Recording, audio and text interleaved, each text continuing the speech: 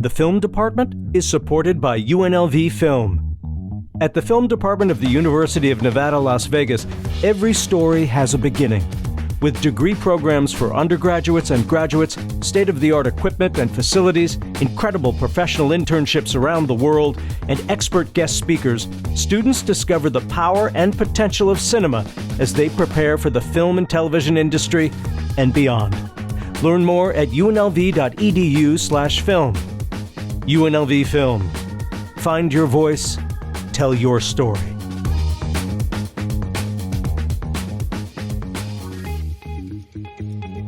Welcome, listeners, to the Film Department, the official movie review podcast of UNLV Film. This semester, we'll be talking about film screening at the Beverly Theater, Las Vegas's only independent film theater and performance venue. I'm Davey Parks, a fourth-year film student, typically joined by our friend Jeff, who is out this week. Jeff, we miss you, and we look forward to hearing your thoughts on today's screening. And I'm also here joined by Simona. Hello, guys. I'm back this week. Was not here last week, unfortunately, for Halloween, but I'm excited to discuss this absolutely amazing collection of short films we have today. Oh, yeah, and we have a lot to say about some really exciting films. But before we get to that, I just want to go ahead and remind you listeners who are out there to go out and vote. Voting is a very important process in engaging in, the United States civil system. So go out and vote. Do it. I would be very angry if you don't. This election is very important, and, it'll be decided by, I'm talking to our women listeners, I'm talking to mi gente Latino, the voters of color listening to this podcast. It is your civic duty, it is your right, and be sure to go exercise it. But other than that, Simone, do you have anything to say? Guys, I'm a first-time voter. I'm very excited to vote, and yeah, everyone go out there, vote, and let your voices be heard in that way. Yeah, yes. Right. Like, I don't want to dwell on it too much, but really, if you have an opinion, it's essentially pointless unless you go out and you take the steps to, make your voice heard. Not just on the presidential ballot either. Look at the ballot questions, look at your down ballot races, and really do your research. Look into the candidates and pick whoever best fits your needs. And don't just do it because people are telling you to do it, because you want to engage with politics. It's very important.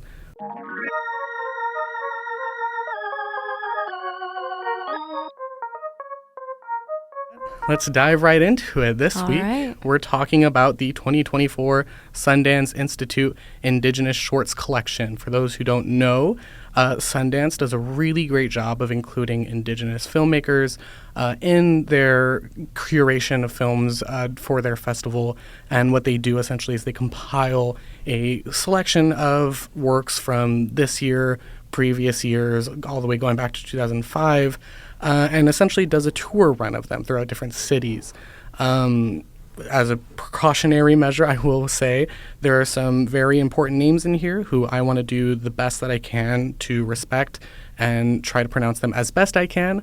I may mess up, and if I do, please, politely, be sure to tell me how to actually pronounce them, because that's very important, and we want to be sure to give the filmmakers that we are talking about the proper credit that they deserve. So, Simona, what did you think about the selection? I thought it was an absolutely amazing selection, just to say that first and foremost. I'm typically someone that doesn't engage with short films as often as I should, no matter how important they are, and especially with Indigenous filmmaking, I have yet to explore it further, and this has been a great introduction to that for me, especially. Yeah, totally. I want to shout out a good friend of mine, Zinafin Rogers, who was one of the first people who really walked me through this idea of fourth world cinema. If Hollywood is first world cinema, we think big Hollywood studios. Second world cinema is more like, like Europe and Japan, these like really, big Hollywood or non-Hollywood film industries outside of the United States. Yeah. And third world cinema starts to be, cinema of the, not third world, but global south. We're talking about Latin America, Africa, the Middle East. Fourth world cinema would be that of those who have been disenfranchised by, colonial practices, by maybe imperialism.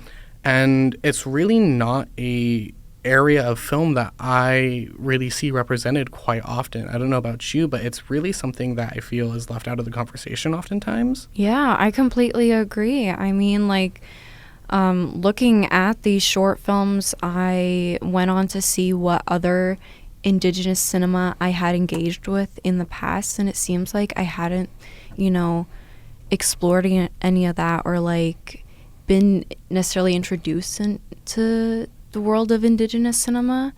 And so yeah, it definitely is very underrepresented, underappreciated, and there's so much that goes into it that I think needs to be recognized. Yeah, I want to plug and shout out the Beverly Theater and the Sundance Institute for really going out of their way to include these films in their programming. Yeah. It's really important that these movies not just be made, but that somebody cares enough to curate them and show them to people. And if you're listening to this podcast and you're curious about whether or not this might be worth the price of a ticket to go see it. If you're a lover of cinema, which I'm imagining you are if you're listening to this podcast, you grow your love of cinema and your knowledge of cinema by watching more things, and you really learn more about what it means to be a filmmaker, what it means to be a casual film audience goer by watching more and different kinds of films. And you really get the sense with that. I really enjoyed the vastness of content that they include in it. I hate the word content, but the kinds of films that they're including in this curation. We have experimental films, documentary films, narrative films. How did that kind of run for you, Simona, going in between these different sort of primary mediums in film and seeing like the sort of breadth that they include in this curation?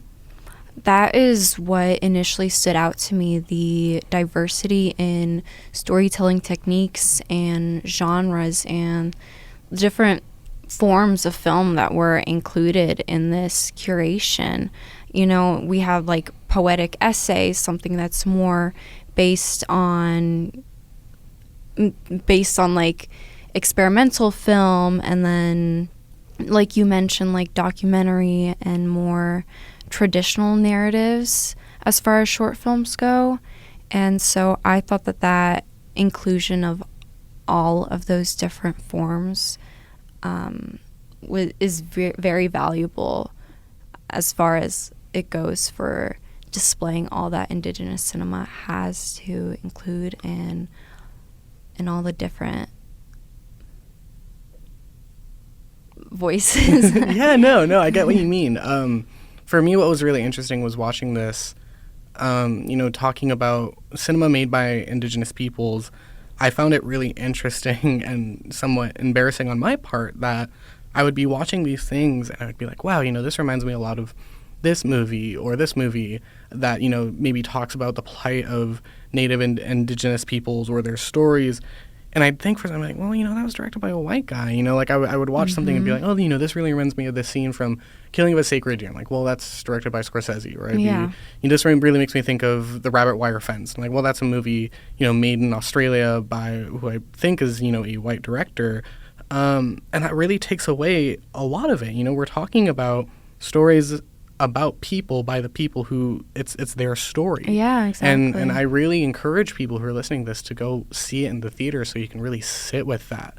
Were there any specific shorts that really stood out to you throughout the curation, ones that really kind of made you think?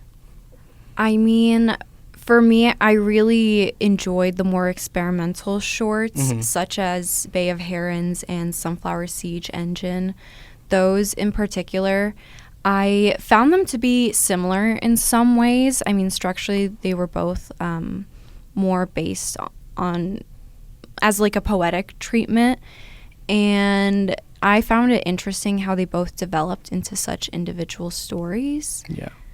I'm really glad you brought up Bay of Herons because that one really struck me and I think is really powerful as a choice for the first short in the curation because, they're talking a lot about the destruction of these people's ancestral lands and the removal of these people. And it's really communicated through these like really gorgeous shots of nature and scenery void of humans. Yeah. And I was thinking about it, and I was watching it, and I was like, wow, this is really good. And then I had that moment of realization. I was like, that's really powerful. We're talking about the removal of people. We're talking about, genocide, essentially. And we're talking about that through the lens of seeing these spaces where people were and, should be, but they're not there anymore. And I found that to be really powerful. And talking about how a lot of the times that we talk about Native stories, we talk about them in the past tense. And I think that's really, really upsetting because, I grew up in northern Nevada, and I had the privilege to go to school and live essentially on the border of the Washoe tribe reservation. And that was something I didn't even realize was a privilege that I had until I moved down here. And I would talk to my boyfriend or my friends about what it was like growing up with Native Americans and the sort of cultural traditions that they would bring, and realizing that, for a lot of people in urban areas, that's a experience that they don't really have. That's a whole walk of life that they don't really encounter. And that almost gets talked about a bit in Winding Path, the documentary selection. Yeah. And I really found that one really interesting too. What do you think about that one? I think that one in particular was maybe the most emotionally effective for me. It really, it tackled a lot of intergenerational issues that come up when talking about Indigenous communities, I think. And I thought it was valuable to touch on that as well. Yeah, and I think for a lot of listeners who might be, tuning in, this might sound like something that's very narrow. We're talking about Indigenous stories. They're stories about, that are often very specific to these people's struggles, but I think it's important to watch these stories because a lot of them are very vastly relatable. I think when you watch, foreign cinema, cinema made by Indigenous filmmakers, you might have this expectation that you're sort of watching it from an outsider's perspective with the goal of kind of learning more about a different culture. But really, you learn a lot more about yourself. And, I'm not sure if you experienced this, but I definitely did, where I would be watching things and they would say something about maybe loss or, the feeling of not being able to connect to a grandparent or something. Maybe there's a language barrier. I know, you're from Lithuania, you probably have that sort of same experience that I have with my parents and my grandparents from Honduras, where, sometimes I feel sad that I can't connect with them that way. And I think that's something that a lot of these stories really connect with. Yeah, there were certain things that I definitely noticed in some of these short films, and Winding Path specifically, and Ekpa, that one as well, that I felt that kind of cultural relation to, as well, with what you were talking about, how, viewing these Indigenous films from an outsider's perspective is one thing, but there's also that aspect of relatability that can go into it as well. Yeah, and I think Ekpa specifically has this really powerful thing where we're talking about, narrative film, experimental film, documentary film. Ekpa has one of the great powers of cinema in that it serves as a record. It's a permanent record of these people's lives, of their way of life, of their dialect, listening to them speak French and going in between their native tongue and French and English, and the cultural specifics that they hold in these dialectical manners is so interesting. And I'm so glad that it's been put to film and put to sound and recorded for permanent existence, because a lot of these stories talk about the fading languages of a lot of these tribes. And I'm so glad that someone has preserved these for us to watch and for future generations to watch, because I think that's really important. Yeah, I think it's a really big learning thing for a lot of people, a big introductory thing for a lot of people that I think needs to be explored and not kind of put to the side as much as Indigenous cinema has been in the past. Building off of that, I think, for film students, and I know a lot of people listening to this are film students, it's incredibly important to watch things that are different than what you usually consume. Because if you go into everything with the expectation that you're going to like it, that it's something that you are comfortable with, that's familiar to you, you're not going to learn anything. And I think by watching these shorts and watching shorts from a lot of people who come from, diasporas who maybe are, economically challenged, who don't have the same privileges that a lot of other, groups have socially or economically, or, just in different ways, you're watching how people approach film and cinema as both a technical art form, as a technical form and an art form, and how they go about it in really creative and inventive ways. Hawaiki is the short from New Zealand, from Nova Paul, who I really enjoyed that one, what he did with it. It really, goes back to what we were talking about with watching something from a outsider's perspective, but learning more about yourself, and just watching it reminded me a lot of growing up as a kid and the way that kids play. And it really evokes this idea that, like, there's that joke that, children yearn for the mines. But really, like, when children are playing, they love to play work, and they like to build things, and they like to have community. And I thought that was really interesting, that's what we're really watching throughout this short, is how people go through as children and create things, and they create community. And that's not just, something that's limited to one cultural group. It's something that's almost universal, and it's really humanizing to watch that. Yeah, I absolutely love that short. It reminded me a lot of my childhood. And I think the one that really stood out to me as terms of what I would probably call my favorite was the last short in the curation, Goodnight Irene, by director Sterlin Harjo, who's now come to prominence for their episodes that they've directed, Reservoir Dogs, Reservation Dogs. Yes, sorry.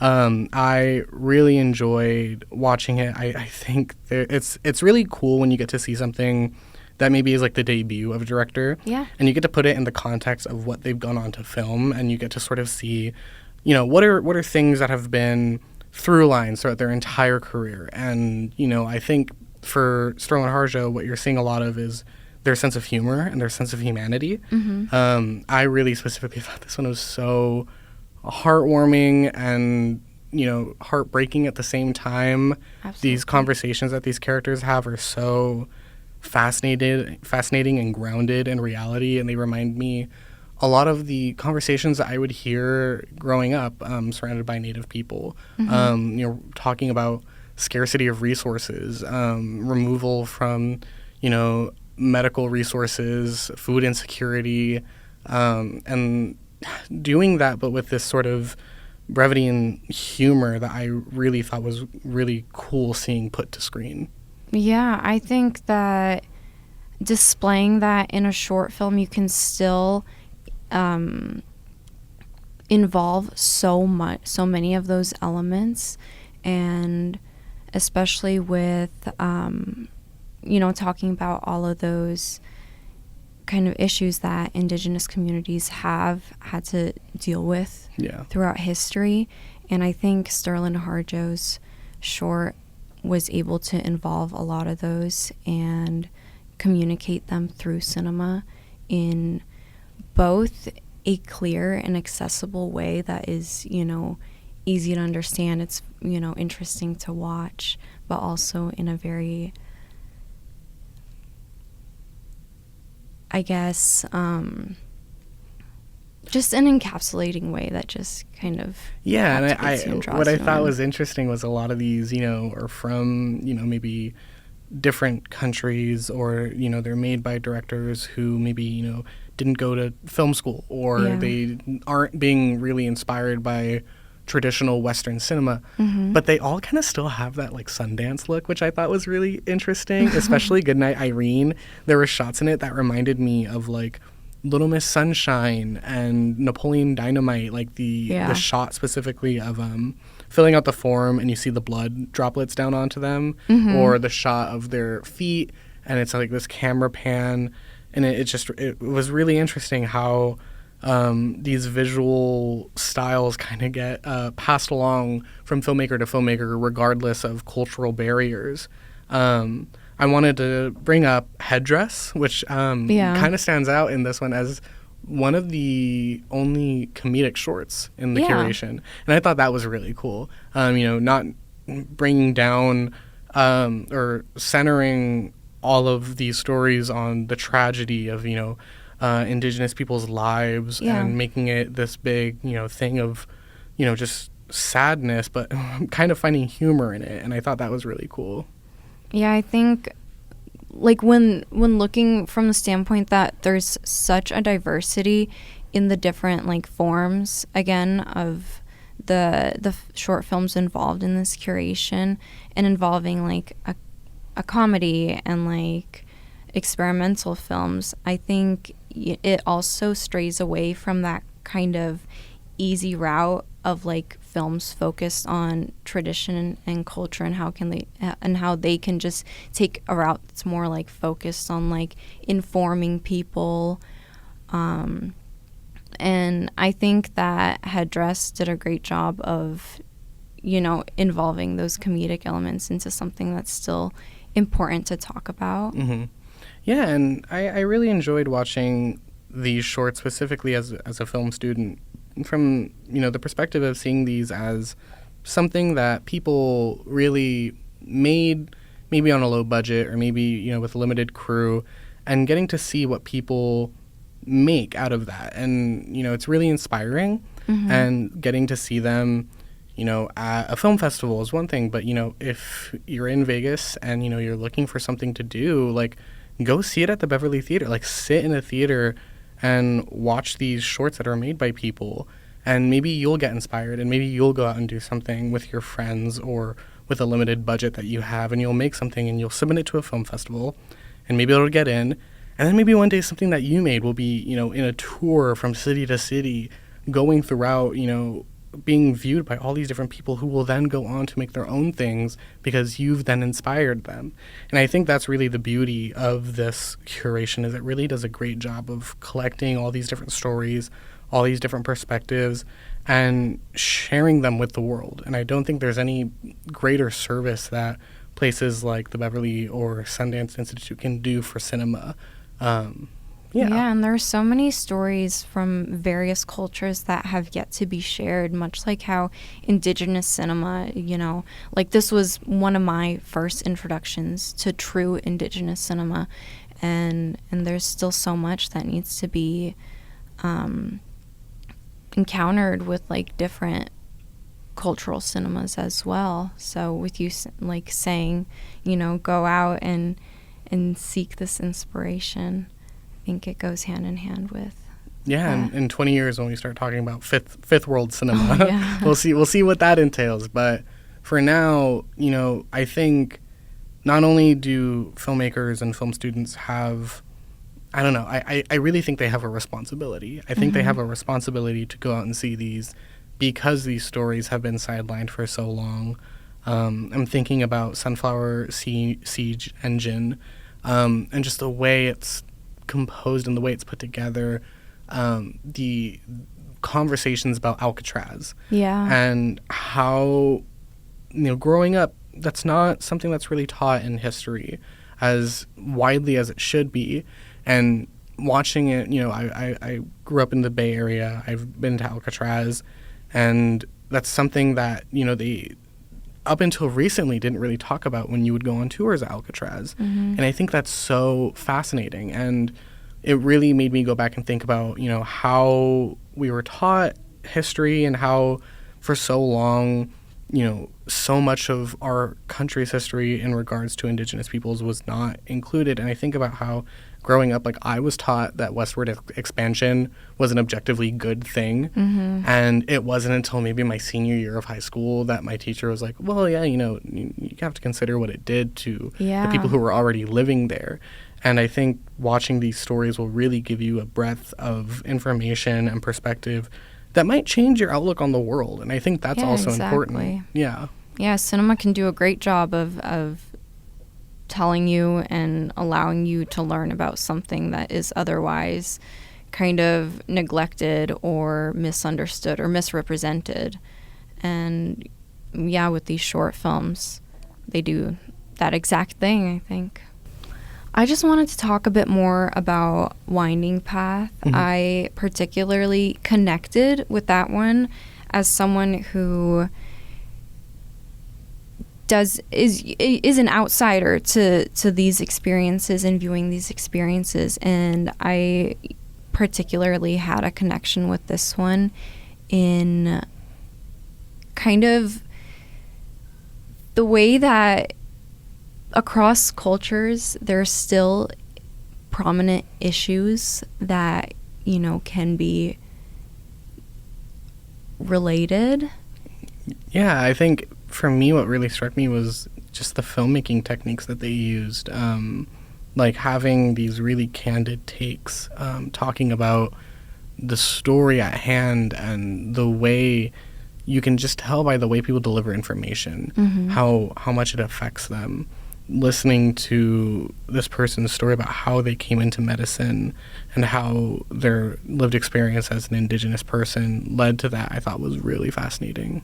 Watching Winding Path, I think that one had a more intense emotional effect on me, like a physical kind of effective kind of sadness in hearing her story, and kind of realizing that her experiences have also been prominent in Indigenous communities all over the world because of the intergenerational trauma and the historical context going into that and what she dealt with.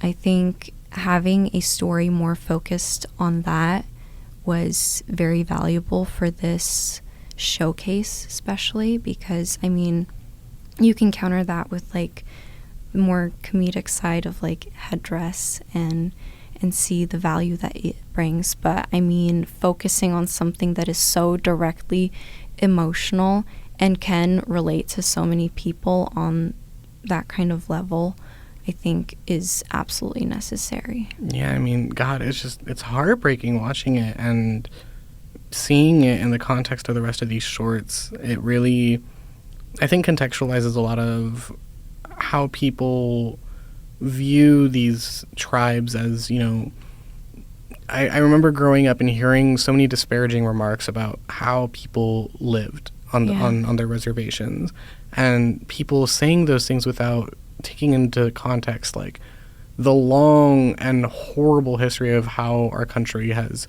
you know, stripped away resources from them or made it harder to get resources. Thinking about how the narrator's dad wasn't able to get adequate medical treatment because there just wasn't a hospital nearby who would be able to take care of his heart. Like that's just so heartbreaking. And talking about cinema as a record, I really think that, you know, we will see a better future, and I'm optimistic about that, and I hope that, you know, these problems will be solved for future generations. But the importance of this cinema exists as proof and evidence that, you know, we as a country have failed our Indigenous tribes. And I think that's important too, that these pieces of cinema exist to remind people in the future where we've been, what people have gone through, and why we can't, you know, go back, why we can't be having conversations about, you know, people who live on tribes don't have, you know, nice houses or horrible disparaging remarks, because it removes context that has been pushed down upon Indigenous tribes from our government. And I think Winding Paths really does a good job of capturing that and explaining how these, you know, horrible views and stereotypes and removal of resources affect human lives and affect people on a very like individual level. Yeah, Winding Path really puts all those things into perspective and kind of sheds a different light onto them, and kind of, instead of, you know, going with the stereotypes and kind of just relying on those to make up your perspective about Indigenous communities, as it has been for like so long, you know, all these communities have been misrepresented in so many different ways. And I think Winding Path is just one of the shorts that we have here that really, really dives deeper into that.